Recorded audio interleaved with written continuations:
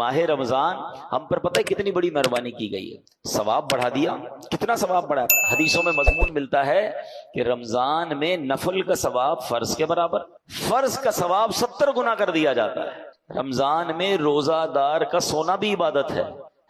رمضان میں روزہ دار کے منہ سے افطار سے پہلے جو بو آتی ہے وہ اللہ کے نزدیک مشک کی خوشبو سے زیادہ بہتر ہے.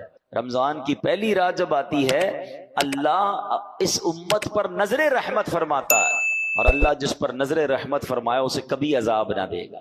رمضان میں روزانہ افطار کے وقت 10 لاکھ گناہگار جہنم سے آزاد کر دیے جاتے ہیں. کیسے پیکج ہے؟ اچھا، رمضان میں جب جمعے کا دن آتا ہے، یعنی جمعرات کی مغرب سے جمعہ کی مغرب تک ہر گھڑی 10 لاکھ بخشے جاتے ہیں.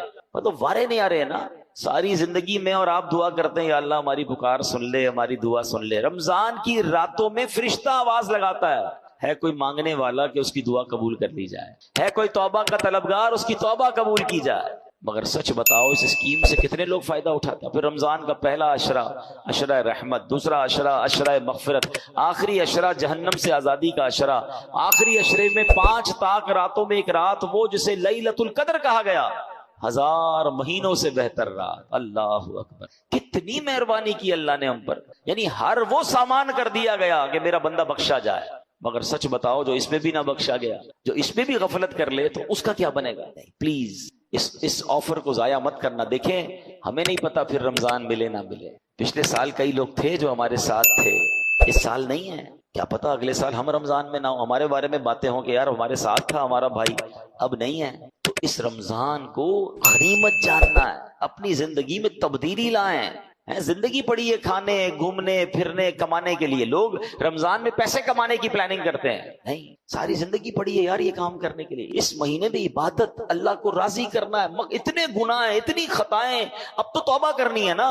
کہ رمضان میں نمازیں پڑھوں اور عبادتیں کروں. رمضان میں نیت کریں کہ ساری نمازیں باجماعت پڑھیں اور پوری تراویح پڑھیں. ہاں یہ بڑی گڑبڑ ہو گئی ہے آج کل، لوگ تراویح میں ڈنڈی مارنے لگ گئے. ایک تو ٹرینڈ آ گیا 3 روزہ تراویح، 5 روزہ تراویح، 7 روزہ تراویح. ٹھیک ہے اگر آپ 3 روزہ 5 روزہ پڑھ رہے ہیں، لیکن اس کا مطلب یہ نہیں کہ اس کے بعد باقی تراویح معاف ہو گئی ہے. تراویح چاند رات تک، عید کی چاند نظر آنے سے پہلے پڑھنی ہے. جس دن چاند نظر آ گیا اس دن نہیں پڑھنی، باقی پڑھنی ہے. اور 20 رکعت پوری پڑھنی ہے کہ یہ سنت مؤکدہ ہے. اچھا اس کے علاوہ سمجھیے نا، حدیث پاک میں آتا ہے جس کا مضمون ہے کہ جو رمضان میں ایک سجدہ کرے اس کو ایک سجدے کے بدلے 1500 نیکیاں ملیں گی. ہر سجدے پر جنت میں سرخ یاقوت کا محل عطا فرمایا جائے گا. اور فرمایا ایک درخت ایسا اسے جنت میں دیا جائے گا، اس کا سایہ اتنا بڑا ہوگا، اس کی ڈائمنشن اتنی بڑی ہوگی کہ گھڑ سوار یعنی ہارس رائڈر 500 سال تک دوڑتا رہے اس کا سایہ ختم نہیں ہوگا، یا اتنا سایہ ہوگا. اب مجھے بتاؤ یہ ہر سجدے پر انعام ہے. مبارک ہونے جو پوری تراویح پڑھتے ہیں. 20 تراویح پڑھیں تو کتنے سجدے ہو گئے؟ 40 سجدے ہو گئے. 40 سجدے پر 1500 نیکیاں ملیں تو 60,000 نیکیاں. 40 جنت کے گھر، 40 جنت کے درخت ملتے ہیں اس کو جو پوری تراویح پڑھتا ہے. اب کچھ لوگوں نے 8 پڑھ کے چلے جانا ہے تو خود سوچیں کتنا بڑا لاس کر رہے ہو اپنا. جو پڑھتے ہی نہیں وہ خود سوچے میں کتنا. بلکہ میں تو کہتا ہوں صرف تراویح کیوں، تہجد پڑھنا رمضان میں آسان ہو جاتا ہے. بندہ جو ہے وہ سحری میں تو اٹھتا ہی ہے تو 2 رکعت تہجد پڑھ لے، 4 رکعت پڑھ لے، 12 رکعت تک پڑھی جا سکتی ہے. اللہ بس توفیق دے، ذہن مل جائے. اور سحری کے وقت دعا کرنا یہ خاص دعا کی قبولیت کا وقت ہے. اللہ کریم قرآن مجید میں کیا ارشاد فرماتا ہے؟ وَبِالْأَسْحَارِ هُمْ يَسْتَغْفِرُونَ، اور رات کے آخری پہروں میں بخشش مانگتے ہیں. یہ نیک لوگوں کا وصف قرآن میں بیان کیا. سحری میں اٹھیں ایک تسبیح استغفار کی بھی پڑھ لیں، استغفر اللہ استغفر اللہ استغفر، دعا کریں اور پھر سحری کر لیں. 10 منٹ پہلے اٹھ جائیں نا. یعنی ایک سجدے پر اگر مجھے ایک جنت کا گھر مل رہا ہے، جنت کا درخت مل رہا ہے، 1500 نیکیاں مل رہی ہیں، تو کیوں سستی کرنی ہے؟ ساری رات گھومنا پھرنا، کرکٹ کھیلنا، پتہ نہیں کھانا پینا، اسی میں قوم لگی ہوئی ہے. نہ کریں ایسا. ساری زندگی آپ کھا پی سکتے ہیں، رمضان اس لیے نہیں ہے. پلیز اچھے کام بھی کروں، گناہوں سے بھی بچوں. ماہ رمضان رحمتوں کی کان، مغفرت کا پیغام ہمارے درمیان ہے. روزہ جب انسان رکھتا ہے تو کچھ نڈھال محسوس کرتا ہے.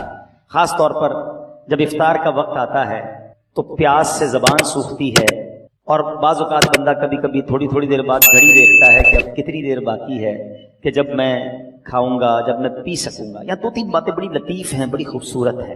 پہلی بات تو یہ کہ اس میں جو بندگی ہے نا، جو اللہ سے محبت نظر آتی ہے کہ سامنے پانی موجود ہے، کھانا بھی موجود ہے، مگر میرے رب کا حکم ابھی تک نہیں ہوا ہے، ابھی افطار کا وقت نہیں ہوا ہے۔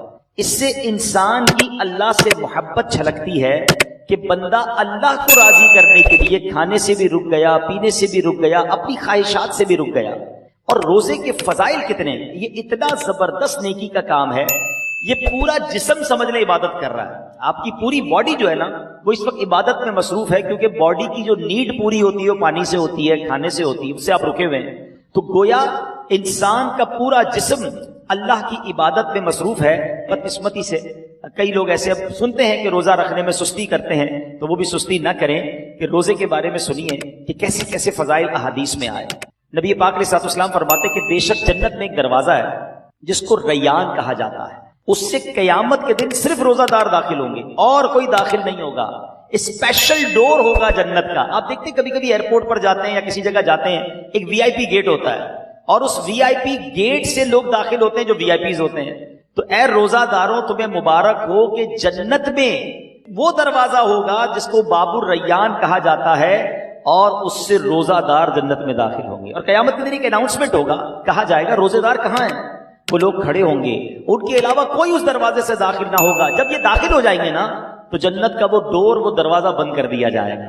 اس دن ان لوگوں کو کتنی افسوس ہوگا، کتنی حسرت ہوگی جو رمضان کے روزے نہیں رکھتے ہوں گے۔ بلکہ ہمیں تو یہ چاہیے کہ صرف رمضان کے روزے نہیں، ہم اس کے بعد بھی نفلی روزوں کی بھی کوشش کیا کریں۔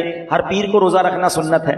اچھا ایک اور فائدہ دیکھیں، جو پورا سال کچھ نہ کچھ نفلی روزے رکھتا ہے نا، اس کو رمضان کے روزوں میں اتنی پرابلم نہیں ہوتی، کیونکہ وہ عادی ہوتا ہے۔ Suddenly all of the sudden پورا سال گزرنے کے بعد جو اچانک روزے رکھنا شروع کرتے ہیں ان کو زیادہ بعض اوقات روزہ جو ہے وہ فیل ہوتا ہے۔ بہرحال نبی پاک علیہ الصلوۃ والسلام کا ایک اور فرمان سنیں، اے روزہ داروں تمہیں مبارک ہو۔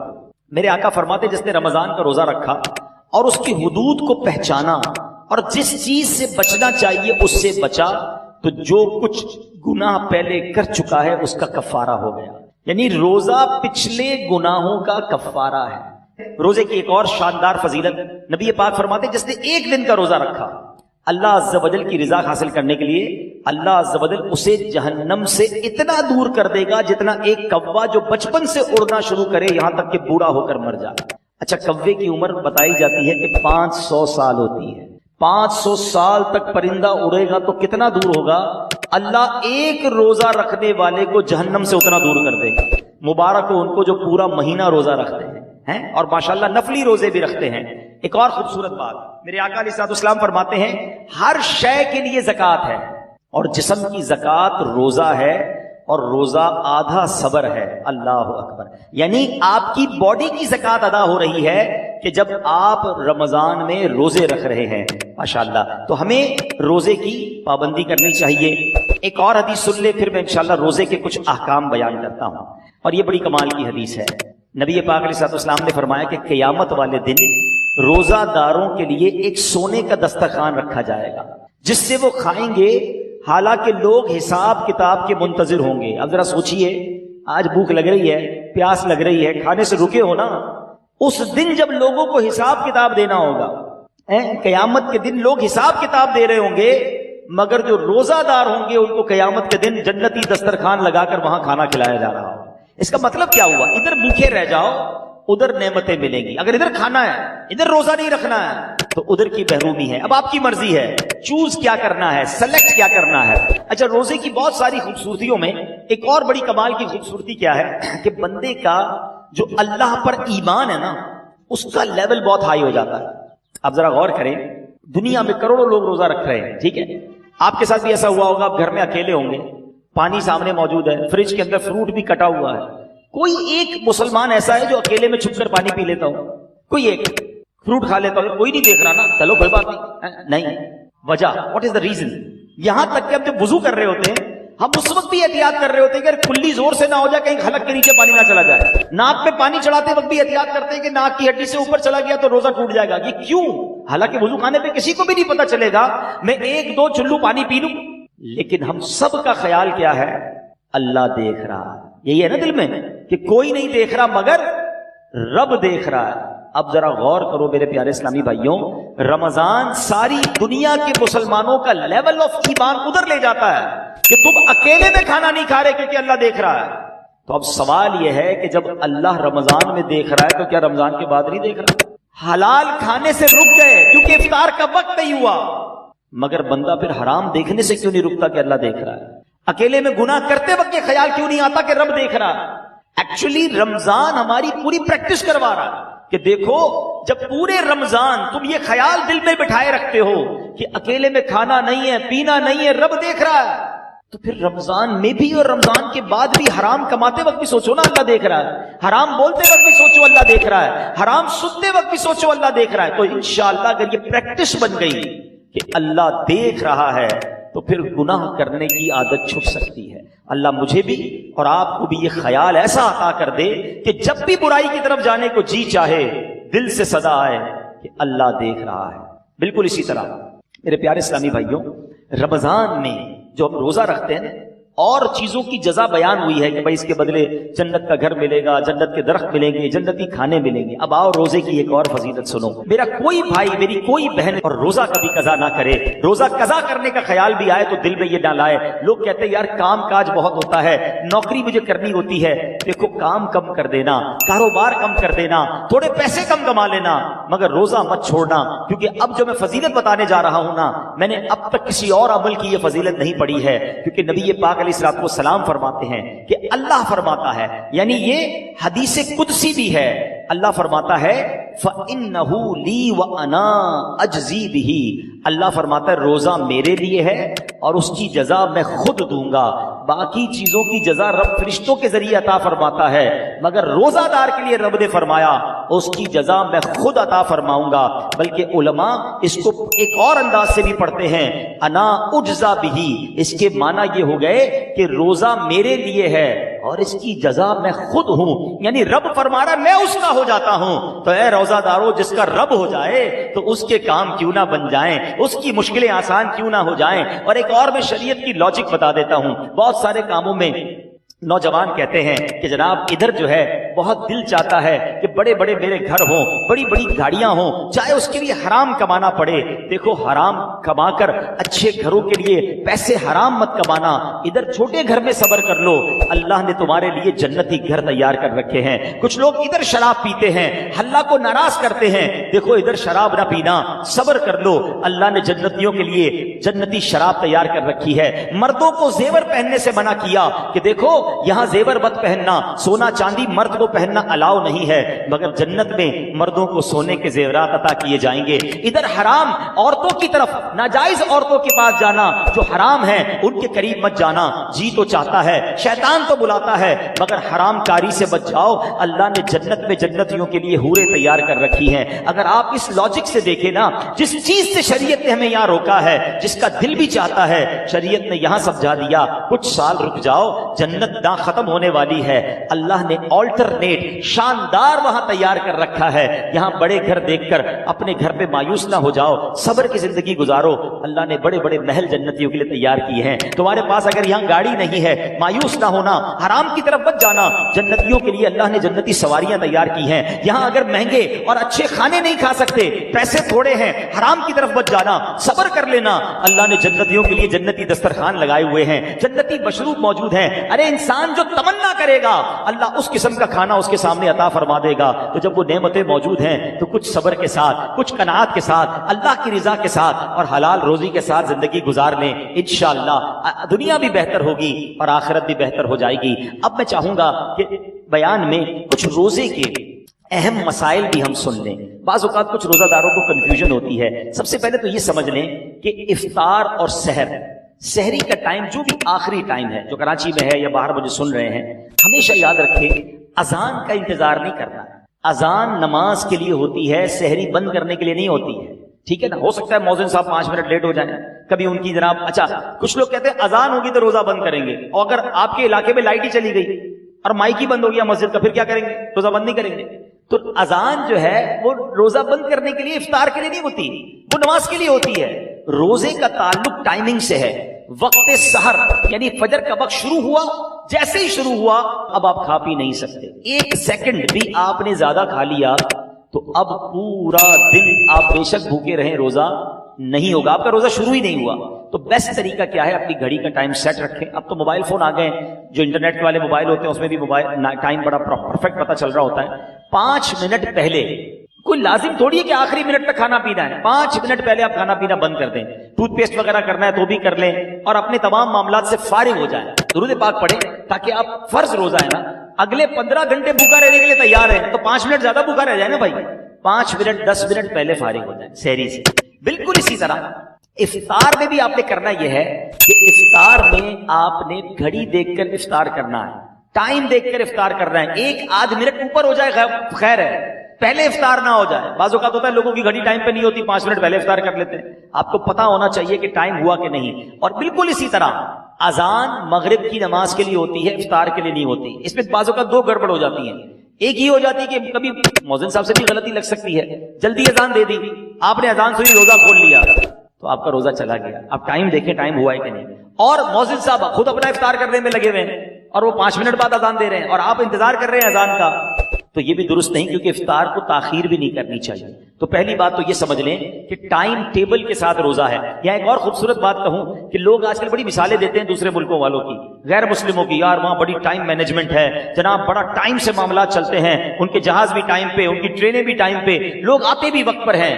مجھے بتاؤ پوری دنیا میں ایک مذہب بتا دو کہ جو اتنا ٹائم مینجمنٹ کا درس دیتا ہو. ارے ہماری تو ساری عبادتیں ٹائم کے ساتھ ہیں.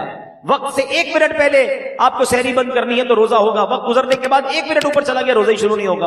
افطار گھڑی کے مطابق کرنا ہے. بالکل ساری دنیا کے مسلمان ٹائم پہ افطار کرتے ہیں. ہماری ساری اذانیں, مسجد کا ٹائم ٹیبل دیکھیں, آپ کی ٹرین لیٹ ہو سکتی ہے, جہاز لیٹ ہو سکتا ہے. ہم نے دیکھا سردی ہو, گرمی ہو, بارش ہو, آندھی ہو, طوفان ہو, دنیا بھر کی مسجدوں میں وقت پہ اذان ہوتی ہے, وقت میں جماعت ہوتی ہے. لاکھوں مسجدوں میں کیسی شاندار ٹائم مینجمنٹ ہے. اسلام کی کتنی عبادتیں ٹائم کے ساتھ ہیں. ارے جناب ہم حج پہ جائیں تو کب عرفات میں رہنا ہے, کب عرفات سے نکلنا ہے, کب پہلے نہیں نکلنا ہے, کب مزدلفہ پہنچنا ہے, کب مینا پہنچنا ہے, کون سے دن طواف زیارت کے ہیں. Each and everything going with time. اسلام جتنا ٹائم مینجمنٹ سکھاتا ہے نا, اتنا دنیا کا کوئی مذہب نہیں سکھاتا. ہاں یہ ضرور کہہ سکتے ہیں کہ ٹائم مینجمنٹ اسلام میں ضرور ہے, مسلمان اس سے سیکھتے نہیں ہیں. تو ہمیں دوسروں کی مثالیں دینے کی کیا ضرورت ہے, ہمارا دین ہمیں شاندار ٹائم مینجمنٹ سکھاتا ہے. اچھا انجیکشن, روزے میں اگر کسی کو خون دینا ہے, جب آپ خون دیں گے تو آپ کا وضو ٹوٹے گا, لیکن اگر آپ انجیکشن لگواتے ہیں اس سے روزہ نہیں ٹوٹے گا. ٹھیک ہے, کان میں اگر کوئی ڈراپ ڈالتا ہے, اگر اس کا کان کا پردہ پھٹا ہوا نہیں ہے تو بھی اس سے روزہ نہیں ٹوٹے گا. ہاں آنکھ میں اگر کوئی ڈراپ ڈالتا ہے تو اس سے علماء فرماتے ہیں روزہ ٹوٹ جائے گا. تو ہمیں روزے کے بارے میں یہ معلومات بھی ہونی چاہیے. بعض اوقات لوگ جو ہے احتیاط نہیں کرتے اور وہ احتیاط نہ کرنے کی وجہ سے ان کا روزہ ٹوٹ جاتا ہے. جب یہ فرض ہے تو اس کے احکام سیکھنا بھی ضروری ہے, اس کی احتیاطیں سیکھنا بھی ضروری ہے. تو بہرحال میرے پیارے اسلامی بھائیوں, افطار کے وقت ایک اور کام کرنے والا ہے جو نارملی ہمارے یہاں نہیں ہوتا, کیونکہ روزانہ افطار کے وقت 10 لاکھ گناہگار جہنم سے آزاد کیے جاتے ہیں. روزانہ یہ اتنا مبارک مہینہ ہے, اس میں روزانہ افطار کے وقت 10 لاکھ گناہگار آزاد جہنم سے کیے جاتے ہیں. اور جب جمعرات کی رات آتی ہے اور جمعے کا دن آتا ہے تو فرمایا ہر لمحے 10 لاکھ گناہگار جہنم سے آزاد کیے. اب آپ سوچیں کہ افطار کے وقت ہماری کیا کیفیت ہونی چاہیے. ہمارے گھروں میں تو ایک ہنگامہ مچا ہوتا ہے, شربت کدھر ہے تو پکوڑے کدھر ہے تو فلاں چیز نہیں آئی. ان آئٹموں کے چکر میں پڑنے کی بجائے افطار کے وقت کاش ہاتھ اٹھے ہوں, آنسو بہ رہے ہوں اور یہ التجائیں ہوں کہ مولا آج بھی 10 لاکھ بخشے جائیں گے, آج بخشے جانے والوں میں ہمارا نام لکھ دے. تو جب اس کیفیت کے ساتھ آپ افطار کیا کریں گے تو انشاءاللہ کبھی نہ کبھی تو ہمارا بھی نمبر آ جائے گا. تو آج بھی مدنی چینل پر آپ دیکھیں کہ افطار کے وقت کیا منظر ہوتا ہے. آنسو ہوتے ہیں, دعائیں ہوتی ہیں, التجائیں ہوتی ہیں. میں تو دنیا بھر کے ویور سے کہوں گا کہ جب بھی افطار کا وقت آئے آپ مدنی چینل کے ساتھ, اپنے گھر والوں کے ساتھ امیر اہل سنت کی ان عظیم دعاؤں میں شامل ہو جائیں. نہ جانے کس کی آمین کے صدقے ہمارا بھی بیڑا پار ہو جائے. تو ہمیں افطار کا وقت جو ہے یہ بڑا مبارک وقت ہے, یہ دعاؤں کی قبولیت کا وقت ہے. پھر رمضان کی راتیں, رمضان کی راتیں کتنی مبارک ہیں آپ کو پتہ ہے. سارا سال میں اور آپ اللہ سے دعا کرتے ہیں نا, یا اللہ میری پکار سن لے, میری توبہ قبول کر لے, میری مغفرت فرما دے, میرا فلاں کام فرما دے. ہم اللہ سے دعا کر رہے ہیں. آپ کو پتہ ہے رمضان کی راتوں میں کیا ہوتا ہے, رحمت کے فرشتے یہ آواز لگاتے ہیں, ہے کوئی مانگنے والا کہ اس کی توبہ قبول کی جائے؟ ہے کوئی توبہ کرنے والا کہ اس کی توبہ قبول کی جائے؟ ہے کوئی سوالی کہ اس کا سوال پورا کیا جائے؟ یعنی رمضان میں ادھر سے آفر ہے کہ مانگ لو میں دے رہا ہوں، مغفرت چاہیے تو میں مغفرت دے رہا ہوں، توبہ کرنی ہے تو میں توبہ قبول کر رہا ہوں۔ مگر آپ دیکھیں کہ آج ہماری راتیں کہاں خرچ ہو رہی ہیں۔ بہت بڑی تعداد میں لوگ کھانے پینے، گھومنے پھرنے، کرکٹ میچز، پتہ نہیں کیا کیا کر رہے ہیں رمضان میں۔ ارے اللہ کے بندو، یہ راتیں عبادت کی ہیں، یہ راتیں دعائیں کی ہیں، یہ مانگنے کی ساری زندگی پڑی ہے کھانے پینے کی۔ تو خدا را رمضان کی راتوں کو ضائع نہ کریں۔ اور اب میں آخری بات اپنے بیان کی کر لوں، جو میں سمجھتا ہوں میرے بیان کی سب سے اہم بات ہے۔ وہ کیا ہے؟ یہ اب تک تو میں نے رمضان میں عبادت نیکیاں کرنے کے بارے میں بات کی نا، یہ تو چلے تھوڑی بہت لوگ کر ہی رہے ہیں یا کرتے ہیں، مگر رمضان میں گناہ نہیں کرنا ہے، اس کی طرف توجہ کم لوگوں کی ہے۔ کیوں؟ دیکھیں رمضان میں گناہ کی پکڑ بھی زیادہ ہے، رمضان میں گناہ کا عذاب بھی زیادہ ہے، مار بھی زیادہ پڑے گی۔ کیوں؟ بھائی مسجد کے باہر کوئی گناہ کرے گناہ ہے، لیکن کوئی مسجد کے اندر آ کر گناہ کرے تو بڑا شدید گناہ ہے۔ کوئی اللہ کا گھر میں جا کر گناہ کرے گا تو اللہ کی غضب کو دعوت دے گا نا۔ مکہ شریف میں جا کر کوئی ایک نیکی کرے، حدود حرم میں تو ایک نیکی 1,00,000 نیکی کے برابر، مگر وہاں کوئی گناہ کرے تو 1,00,000 گناہ کے برابر۔ اس کی وجہ کیا ہے؟ اتنے مقدس جگہ پر آئے ہو جہاں ساری دنیا عبادت کر رہے، تم ادھر بھی گناہ کر رہے ہو۔ بالکل اسی طرح رمضان بڑا مقدس مہینہ ہے، جو رمضان میں گناہ کرے گا، احادیث میں یہ مضمون ملتا ہے کہ جو ایک گناہ رمضان میں کرے اس کے 1 سال کے اعمال برباد کر دیے جائیں گے۔ ہمارے ہاتھ میں موبائل ہوتا ہے، موبائل کھولا پتہ نہیں کیا دیکھ رہے ہیں، کیا سن رہے ہیں۔ خدا را اپنی زبان پر، اپنی آنکھوں پر، اپنے کانوں پر ہمیں قابو رکھنا ہے۔ یہ صرف کھانے پینے سے رکنے کا نام روزہ نہیں ہے۔ آنکھوں کا روزہ یہ بندہ حرام نہ دیکھے، زبان کا روزہ یہ بندہ حرام نہ بولے، پیٹ کا روزہ یہ بندہ حرام نہ کھائے۔ ادھر جناب بھوکے پیاسے تو ہیں، باقی سارے گناہ ہو رہے ہیں۔ احادیث میں یہ مضمون بھی ملتا ہے کہ وہ شخص جو بھوکا پیاسا رہے مگر گناہوں سے نہ بچے، ایسے بندے کے بھوکا پیاسا رہنے کی اللہ کو کوئی ضرورت نہیں ہے۔ کچھ لوگ رمضان میں فلمیں دیکھتے ہیں، ڈرامے دیکھتے ہیں، ٹائم پاس کر رہا ہوں یار، موبائل پہ گیمیں کھیل رہے ہیں۔ فضول کام نہ کریں نا، یہ پتہ نہیں اگلا رمضان ہمیں ملے نہ ملے۔ تلاوت کریں، ذکر و اذکار کریں، عبادت کریں، اور اس رمضان میں میں نے اور آپ نے مغفرت حاصل کرنی ہے، یہ بات یاد رکھیے گا۔ میرے آقا علیہ الصلوۃ والسلام نے جبریل امین کی ایک دعا پر آمین ارشاد فرمائی۔ صحابہ نے پوچھا حضور آپ نے کون سی دعا پر آمین فرمائی؟ تو نبی پاک نے فرمایا کہ مجھے جبریل امین نے یہ دعا کی کہ اے اللہ، جو رمضان کو پائے اور اپنی مغفرت نہ کروا سکے وہ ہلاک و برباد ہو جائے۔ اب ذرا سوچے میرے پیارے اسلام بھائی، دعا کون کر رہا ہے؟ فرشتوں کا سردار، اور آمین کون کہہ رہے ہیں؟ نبیوں کے سردار۔ تو دعا تو قبول ہی قبول ہے نا۔ اب رمضان میں جس کی مغفرت نہ ہوئی نا، وہ برباد ہو جائے، تو روتے رہیے، التجائیں کرتے رہیے، اللہ سے معافی مانگتے رہیے، تلاوت کرتے رہیے۔ پتہ نہیں اگلی بار رمضان نصیب ہو کہ نہ ہو۔ جن کو اللہ نے نوازا ہے غریبوں کی مدد کیجیے، سحر و افطار میں خرچ کیجیے، اپنی زکوٰۃ پوری دیجیے، اور اللہ کی راہ میں اور خرچ کیجیے تاکہ غریب مسلمانوں کا بھی بھلا ہو جائے۔